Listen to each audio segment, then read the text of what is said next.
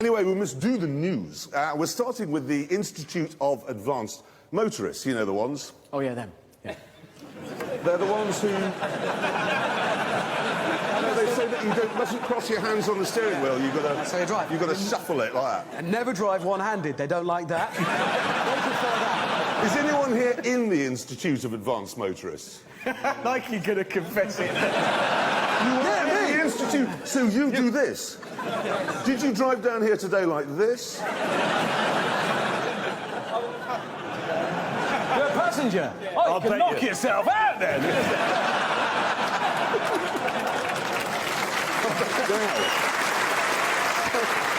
The Institute of Advanced Motorists has launched a new thing called Drive and Survive. Well, what, rather than drive and die? Yeah, that would never work. Drive and survive, OK?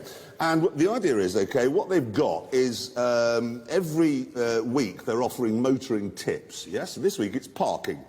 When parking, open your window in car parks and turn off your stereo. You can often hear something before you can see it. What, a lamppost? Well, lampposts actually make a very soft cooing sound. Do they? On the window down you can hear. I once heard like a squelching sound and then a pop, but that was the neighbour's cat. Can we move on? Yes. I have some news. There is a new Dodge Viper being announced, and apparently it's going to employ Fiat technology on it, which is... Well, what they mean is there's a new Dodge Viper and it won't work properly. Is that basically... Well, I've actually said that. I suspect that Dodge are a little worried about the styling they've chosen because this is the photograph they've sent. Doesn't tell you much, does it? It doesn't tell you a lot, does it? Maybe it's shy. Now, look, there's, I've got news from Renault. They've got a new car. I've got a picture of it here. It's called the Influenza. It isn't called the Influenza. It's called something a bit like that. It's electric, as you can see, because there it is, plugged in, recharging. And I was wondering, when in the future, when we're all driving electric cars, as they tell us we will, the cities are full of these charging points. When 10-year-old boys just go around unplugging cars, because that's what we would have done when I was 10. Well, not until Why now. do you have to be 10? Why wouldn't you do that age, I don't know, 52? Well, what? You would, though, wouldn't you? If you saw somebody chug like, you would just go, You would. I would. It's the same as, you remember the early Fiat Panda? Yeah, the boxy one that Cicciaro designed? Yeah. Whenever I walked past one of those with a group of friends, he always picked it up and turned it round. So people would... Yes.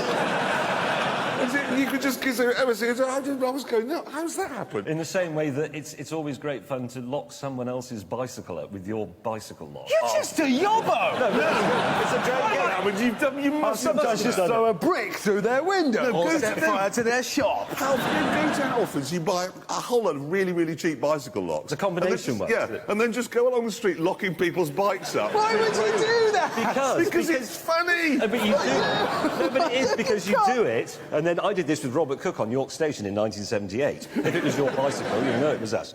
But you lock it up, and then you hide behind some wheelie bins and wait for them to come back, because they take their own lock off, going, oh, yes, my bicycle's good, and they run off and go, dunk, and they look around and go, oh, I didn't put that on there. People are watching. They're getting the idea. Yeah, no, well, don't do this, children, 10-year-olds and 52-year-olds, if you're watching. We're not condoning Or 52-year-old other children. people's bicycles that way. Or indeed unplugging people's electric car, because when they come back and find the range just says 2, it's not funny. It's funny. We're not saying you should do that. No, you shouldn't. We're just saying you can do it.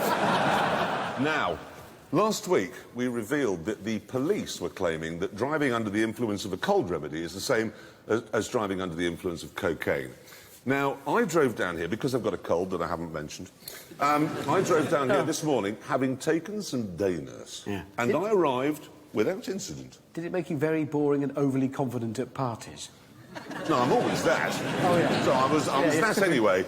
So I'm just letting you know, day nurse and driving are OK. I made it. Yeah, on that subject, actually, last week, you agreed, in fact, you challenged James to do a lap of the track. You would be sewing on a button at the same time as driving to prove you can do two things. He would be in a sleeping bag whilst... Yes, and you would be giving yourself pleasure.